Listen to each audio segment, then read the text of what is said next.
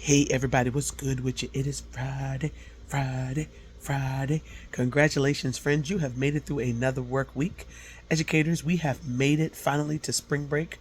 I don't know about you guys, but I am exhausted.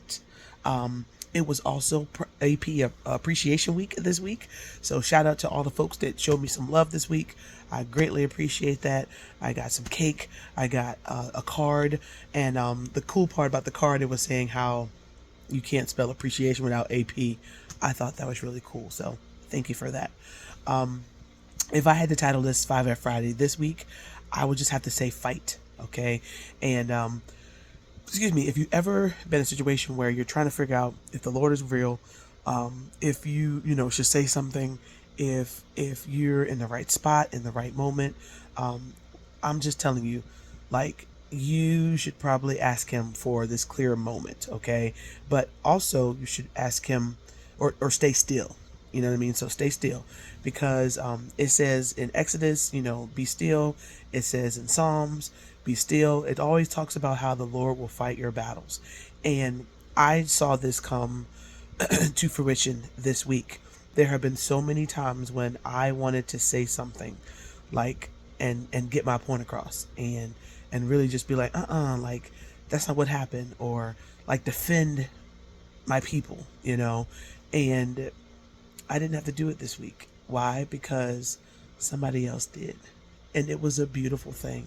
And I was like, you know what? Wow, I witnessed not so much a miracle per se, but I witnessed the Lord fighting my battle, or our battle.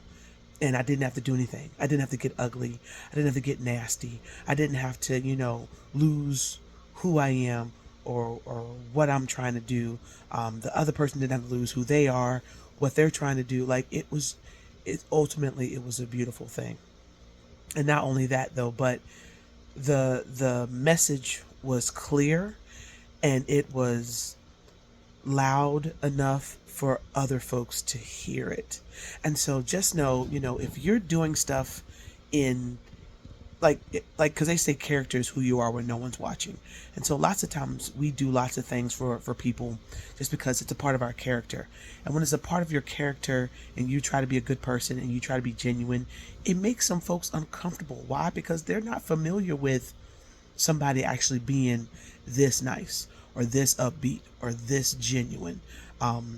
One of the guys I was talking to this week, he came to the building. He was like, so Miss Cherry, like, is this a coffee high, or is this a natural high?